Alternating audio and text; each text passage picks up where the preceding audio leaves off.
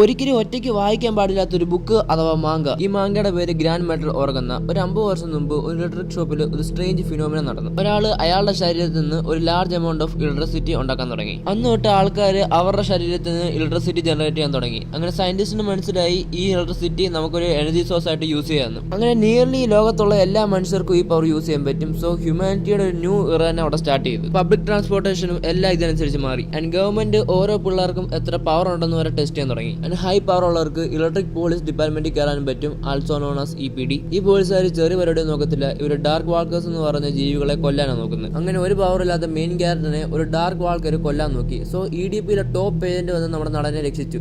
And ഈ top ഏജന്റിനെ കണ്ട് inspire ആയ നടൻ അവരോട് ചോദിച്ചു അവനും ചേരാൻ പറ്റുമെന്ന്. പക്ഷെ പുള്ളിക്കാരൻ പറഞ്ഞു ഇപ്പം ഞങ്ങൾ ആരും എടുക്കുന്നില്ല, നീ ഇപ്പോൾ ട്രൈ ചെയ്ത് നോക്കാൻ. അങ്ങനെ ആ ലോകത്ത് ഒരു പവർ പോലും ഇല്ലാത്ത നടൻ സർവൈവ് ചെയ്യാൻ നോക്കി. ആൻഡ് ആൾക്കാരൊന്നും അവനെ ഒരു മനുഷ്യനെ പോലെ കൺസിഡർ ചെയ്യുന്നവരുമില്ല, ബിക്കോസ് അവന് പവർ ഇല്ലായിരുന്നു.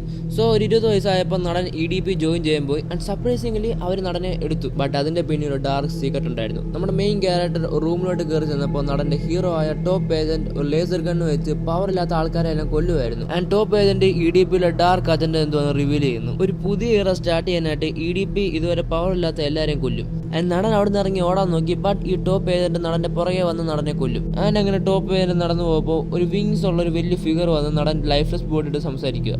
ആൻഡ് ഈ ഡാർക്ക് വാക്കേഴ്സിൻ്റെ സീക്രട്ട് നടന്നെടുത്ത് പറയുന്നുണ്ട്. ഈ ഡാർക്ക് വാക്കേഴ്സ് ഇതുവരെ പവർ ഇല്ലാത്ത ഹ്യൂമൻസാണ്. അവർ മരിച്ചു കഴിയുമ്പം അവർ ഡാർക്ക് വാക്കേഴ്സ് ആവും. ആൻഡ് ഈ പ്യുവർ ഡാർക്ക് വാക്കേഴ്സ് ബ്ലഡ് ഉള്ള ആൾക്കാർക്ക് അവരുടെ ഹ്യൂമൻ ഫോം മെയിൻറ്റെയിൻ ചെയ്യാൻ പറ്റും നടൻ്റെ പോലെ. ആൻഡ് അവിടെ വെച്ച് നടൻ ഒരു ക്രേസി ട്രാൻസ്ഫോർമേഷൻ നടക്കുന്നുണ്ട്. ആൻഡ് അവിടെ തൊട്ട് നമ്മുടെ നടൻ ഒരു ഡാർക്ക് വാക്കർ ആവും. ടോപ്പ് ഏജന്റ് അത് കണ്ട് എങ്ങനെയും രക്ഷപ്പെടാൻ ശ്രമിക്കും. ബട്ട് നടൻ അവൻ്റെ തല കടിച്ചു മുറിക്കും. നിങ്ങൾക്ക് ഡാർക്ക് സൈഫൈ മാങ്കയൊക്കെ ഇഷ്ടമെങ്കിൽ നിങ്ങൾ ഈ മാങ്ക ഒന്ന് ചെക്ക് ചെയ്ത് നോക്ക്. ഞാൻ എൻ്റെ ലിങ്ക് വേണേൽ ഡിസ്ക്രിപ്ഷനിൽ കൊടുത്തേക്കാം. സോ വീഡിയോ ഇത്രേ ഉള്ളൂ. വീഡിയോ ഇഷ്ടപ്പെട്ടെങ്കിൽ ലൈക്ക് ചെയ്യുക, ഷെയർ ചെയ്യുക, സബ്സ്ക്രൈബ് ചെയ്യുക. ഞാൻ അടുത്ത മാങ്കയായിട്ട് വീണ്ടും വരാം. ബൈ.